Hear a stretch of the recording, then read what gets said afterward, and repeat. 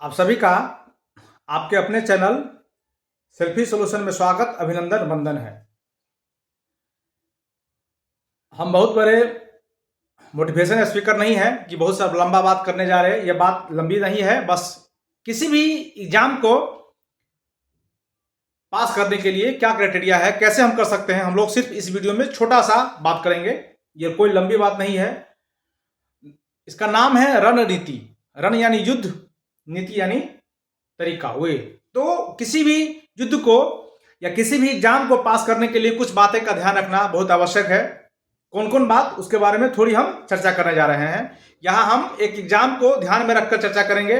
जो भी बीएड का परीक्षा हो रहा है या आप किसी भी फील्ड में कोई भी बड़ा से बड़ा एग्जाम आप पास करना चाह रहे हैं, एग्जाम के बारे में हम लोग चर्चा करेंगे। तो आप क्या फॉलो करें और उस पर कैसे काम करें कि आप समय प्रबंधन भी कर ले। यानी आप अगर एग्जाम पास कर रहे हैं तो 120 मिनट का समय है, तो आपको 120 मिनट में ही जवाब देना है। ऐसा नहीं कि कुछ क्वेश्चन छूट जाए, कहा हमको आता था लेकिन जवाब नहीं दे पाए, इसका मतलब आपका समय प्रबंधन ठीक नहीं था, इसी कारण चूक गए। दूसरी बात कि आप सवाल बना तो सही लिए, ठीक है, लेकिन बनाते बनाते क्या करिए, एक सवाल बना लिया फिर गड़बड़ कर लिए, यानी आपका रणनीति ठीक नहीं था। यानी आप रणनीति से भी युद्ध जीता जाता है। समय भी चाहिए, उसी समय के अंदर में, समय के रहते हुए रणनीति प्लानिंग होनी चाहिए कि पहले हमको जैसे इंग्लिश का बनाना है कि पहले हिंदी का बनाना है या रीजनिंग का बनाना है या किसका हमको एग्जाम बनाना है, ताकि आप एग्जाम क्रैक कर सके, अच्छा से अच्छा रिजल्ट ला सके। तो आपका समय प्रबंधन भी उतना ही जरूरत है और रणनीति भी चाहिए कि पहले हमको किस विषय को छूना है और किस विषय को नहीं छूना है, कौन सा क्वेश्चन हमको बनाना है और कौन सा क्वेश्चन नहीं बनाना है। तो इस वीडियो में हम लोग सबसे पहले वही बात करेंगे। तो एक एग्जाम को ध्यान में रख के हम लोग इस वीडियो को चर्चा कर रहे हैं, शुरू कर रहे हैं कि पहले हम लोग करें तो करें क्या।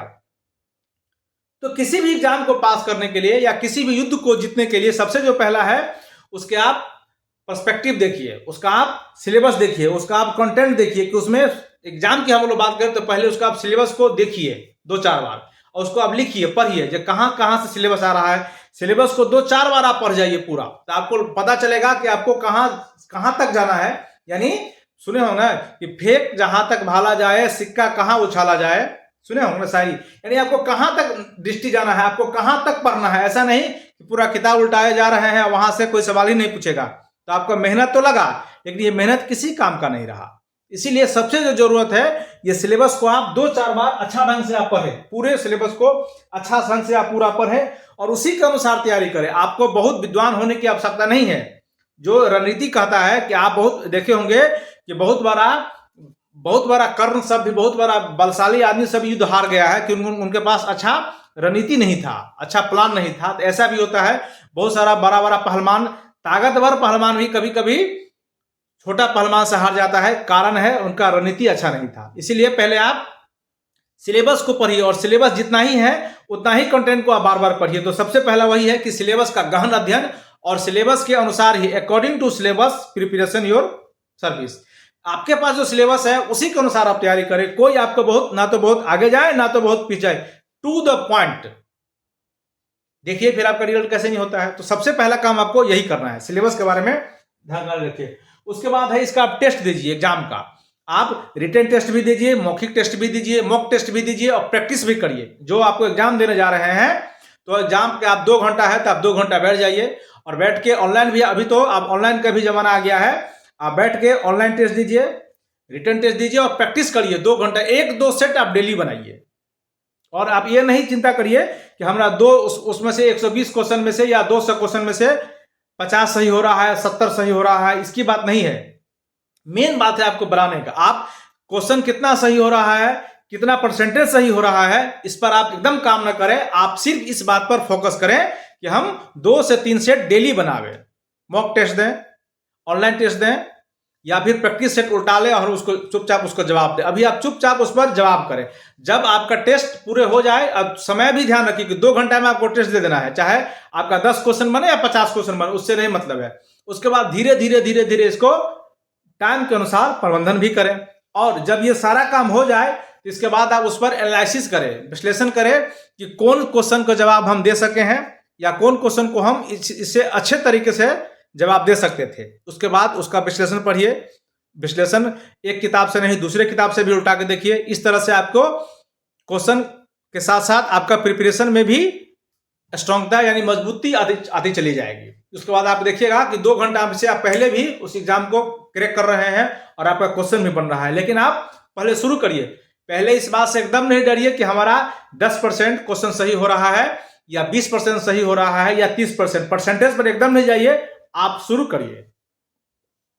उसके बाद है करंट अफेयर। अभी का जो दौर चल रहा है आप देखे होंगे कि करंट अफेयर के भी अभी जो आपके आस पड़ोस में क्या घटना है उस पर नहीं जाना है आपको। लोकल घटना की चर्चा नहीं है, राष्ट्रीय क्या घटना है, अंतर्राष्ट्रीय क्या घटना है उस पर जाइए। अमेरिका के राष्ट्रपति कहाँ गए, चीन के राष्ट्रपति कहाँ गए, मोदी जी कहाँ गए, और या फिर आपके राज्य लेवल पर की जो घटना है उस घटना पर आप पेपर के माध्यम से नजर बनाए रखें। अगल बगल में की जो घटना हो रही है मारपीट, वहां से क्वेश्चन नहीं आते हैं और आपको वहां पढ़ना ही नहीं है। यानी आपको हम शुरू में बोले कि सिलेबस क्या कहता है उसको पढ़िए, ये नहीं कि पेपर पढ़ रहे हैं और आपके गांव वाला घटना है उसको दिलचस्पी लेके पढ़ रहे हैं, तो वहां से नहीं। अकॉर्डिंग टू सिलेबस, सिलेबस जो कहता है वही, यानी राष्ट्रीय घटनाएं पढ़िए, अंतर्राष्ट्रीय घटनाएं पढ़िए, इंटरनेशनल इवेंट जिसको बोलते हैं उसके बारे में पढ़िए, खेल खिलाड़ी के बारे में पढ़िए, स्पोर्ट्स के बारे में पढ़िए, तो वहां से आपको क्वेश्चन आएगा। और करंट अफेयर भी आप ध्यान रखेंगे। इसके बाद जो है सो रीजनिंग, तो रीजनिंग के बारे में जो चर्चा हुई है तो रीजनिंग का आप क्वेश्चन उल्टा के देखेंगे तो वहां से आपको ध्यान आएगा। और रीजनिंग को टॉपिक वाइज अलग अलग करके पढ़िए, सबको एक साथ समेट के नहीं पढ़िए। वैसे आपको रीजनिंग लगेगा कि सब एक ही तरह का है, लेकिन नहीं, उसमें भी सबको कोडिंग को, डिकोडिंग को, वर्बल को, नॉन वर्बल को, सबको अलग अलग करके पढ़िए तो आपको एग्जाम क्रैक करने में आसानी होगी। उसके बाद हिंदी और इंग्लिश का जो भाषा है, लैंग्वेज पर थोड़ा कमांड करिए, लैंग्वेज आप उसको ठीक करिए। और आपको बहुत डीप में नहीं जाना है, इसके लिए आप पेपर का आर्टिकल पढ़ सकते हैं, हिंदी का भी आर्टिकल पढ़ सकते हैं और इंग्लिश का भी आर्टिकल पढ़ सकते हैं। लेकिन अगर हम पार्टिकुलरली बीएड एंट्रेंस एग्जाम की बात करें तो आप इसमें बहुत लंदी में नहीं आपको जाने की जरूरत है। आप प्रीवियस ईयर क्वेश्चन उल्टाइए और वहां से आप देख लीजिए कि आप क्या क्या क्वेश्चन पूछता है, उतना ही पढ़िए। अभी आप पूरा पेपर दुनिया को खंगाले नहीं जाइए, अकॉर्डिंग टू सिलेबस। इस बात को इसीलिए हम बोले हैं कि सिलेबस को 2-4 बार 5 बार पढ़िए और लिखिए भी। कहां तक हमको जाना है इस बात को आपको ध्यान रखना, कहां से और कहां तक। ऐसा नहीं कि भाव में आके आप कहां से कहां चले गए, पूरा दुनिया इंग्लिश को स्ट्रॉन्ग करने लगे, हिंदी को स्ट्रॉन्ग करने लगे, बड़का बड़का ग्रामर बनाने लगे, बड़ा बड़ा हिंदी, ऐसे एग्जाम से रिजल्ट नहीं होगा। इसलिए इस बात पर पूरा फोकस करें कि हमको पढ़ना क्या है। सिलेबस ध्यान में रहे, सिलेबस दीवार के सामने चिपका होना चाहिए, सिलेबस पर पूरा ध्यान, उतना ही आपको पढ़ना है। इसके बाद समय प्रबंधन, तो समय प्रबंधन के बारे में हम क्या कहें, बड़ा बड़ा आप बात देखते होंगे, बड़ा बड़ा बात सुनते होंगे, बहुत नहीं, लेकिन 2-3 बात समय प्रबंधन के बारे में आपको हम अवश्य कहेंगे। समय प्रबंधन यानी समय के बारे में हम आपको नहीं बताने जा रहे हैं, आपको हम पहले ये बताने जा रहे हैं कि बीएड में मान लीजिए अगर 120 अंक का क्वेश्चन पूछता है तो पहले आप ये देख लीजिए उसका जो सिलेबस है 5 में, Hindi, English, reasoning, GK, GS, आज पहले आपको बनाना किसको है, उसी वहां से ही आपको समय होना ठीक हो जाएगा। अगर आप मान लीजिए कि अगर आप पहले आप गणित शुरू करते हैं या मैथ शुरू करते हैं तो या ये रीजनिंग जो शुरू करेंगे, रीजनिंग मैथ्स यानी, तो वहां से आपको टाइम शुरू में ही ज्यादा लगना शुरू हो जाएगा। तो ये तरीका ठीक नहीं है। जिसको मैथ्स एकदम नहीं आती है तो पहले आप हिंदी शुरू कर सकते हैं। हिंदी हमारे लिए, हमारे बिहारियों के लिए या फिर किसी भी बच्चे के लिए जो उनका सब्जेक्ट है हिंदी सबसे आसान है। तो हिंदी जब आप आसान करेंगे तो आपको लगेगा कि हिंदी के जो 15 क्वेश्चन पूछने जा रहे हैं उनके पास आपको 15 क्वेश्चन के लिए 15 मिनट का समय है। तो वहां से अगर आप 15 क्वेश्चन बना लेंगे तो आपको देखेंगे कि 5 से 7 मिनट में या फिर मैक्सिमम 10 मिनट में आपका क्वेश्चन बन जाएगा। तो वहां से आपको 5 मिनट समय बचा। इसी को बोलते हैं समय प्रबंधन हमारे हिसाब से। अब हम ये नहीं कहेंगे 15 मिनट में ये बनाइए, 20 बनाइए, नहीं। समय प्रबंधन तो ठीक है, लेकिन पहले आप किसको सेलेक्ट करना चाह रहे हैं। ऐसा नहीं कि आप मैथ ले लिए तो 40 मिनट का समय 45 मिनट में चला गया।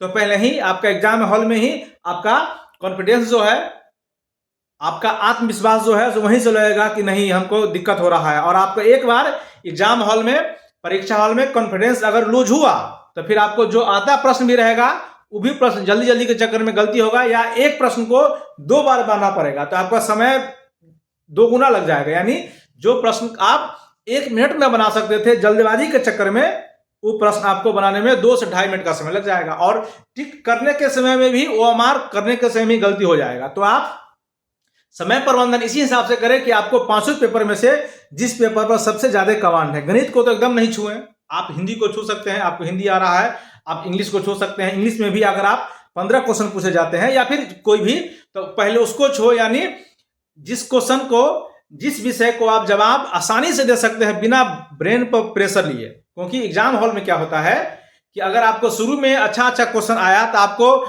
ये पॉजिटिव, ये आपको पॉजिटिव होता है, यानी नहीं बनता हुआ भी क्वेश्चन आपको बन जाएगा। लेकिन शुरू में ही अगर दिमाग पर लोड हो गया या प्रेशर हो गया कि हमसे नहीं बन रहा है, हमसे नहीं होगा, या इस तरह से कोई नेगेटिव आपके दिमाग पर इफेक्ट आया, तो समय प्रबंधन तो छोड़िए, आपको आता हुआ क्वेश्चन भी एग्जाम में गड़बड़ हो जाएगा और आपका हौसला वहीं से टूट जाएगा। तो पहले आप अच्छा विषय को सिलेक्ट करिए। यह समय प्रबंधन का तरीका भी है, और समय पर भी नजर रखिए कि कहाँ गया, नहीं गया। उसके बाद इस तरह से आप एग्जाम बना, उसके बाद सिलेक्ट कर सकते हैं कि पहला में हमको हिंदी बनाना है, फिर हमको इंग्लिश बनाना है, फिर हमको टीचिंग एप्टीट्यूड छोड़ना है, फिर हमको लास्ट में मैथ सुनना है। या मैथ को आप 2 पार्ट में बांट सकते हैं। पहला कि आपको एक बार क्वेश्चन देखे और उसको आप टिक मार दिए कि हाँ चलिए इसका ये ठीक होगा, मैंने एक बार में बट गया, एक बार में बन गया, तब उसको भी बना सकते हैं। दोबारा के लिए आप उसको टिक आउट करके उसको छोड़ दीजिए कि उसको हम नेक्स्ट टाइम में बनाएंगे।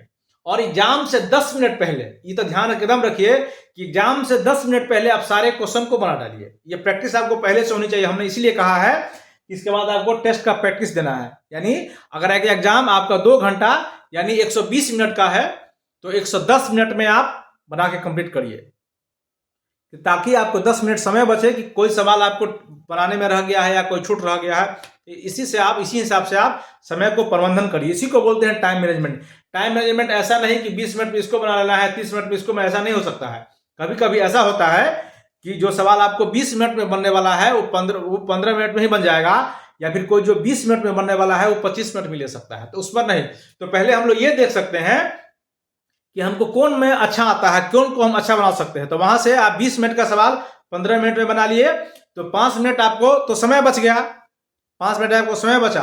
और दूसरा बात यह है कि आपको आत्मविश्वास 5 गुना आसमान पर चला गया। और जब आपको आत्मविश्वास 5 गुना आसमान पर चला गया, तो यकीन मानिए आपको आता तो सब रहेगा, आप पढ़े तो सब रहेंगे, यानी वो भी क्वेश्चन आपसे बन जाएगा जो क्वेश्चन आपको नहीं बनने वाला है। यानी समय कम लगा 5 मिनट, तो और आपका आत्मविश्वास, कॉन्फिडेंस 5वें आसमान पर है। और एग्जाम हॉल में जब आपका मन प्रफुल्लित रहेगा, मन खुश रहेगा, तो यकीन मानिए वो भी क्वेश्चन आपसे एग्जाम में बन जाएगा जो क्वेश्चन आप कभी छुए नहीं होंगे, बनाए नहीं होंगे। क्योंकि वहां पॉजिटिव एनर्जी इन्वायरमेंट आता है। आप सुनते होंगे पॉजिटिव एनर्जी, तो वही पॉजिटिव एनर्जी का कमाल है जो आपके दिमाग में, और सारा खेल दिमाग का है।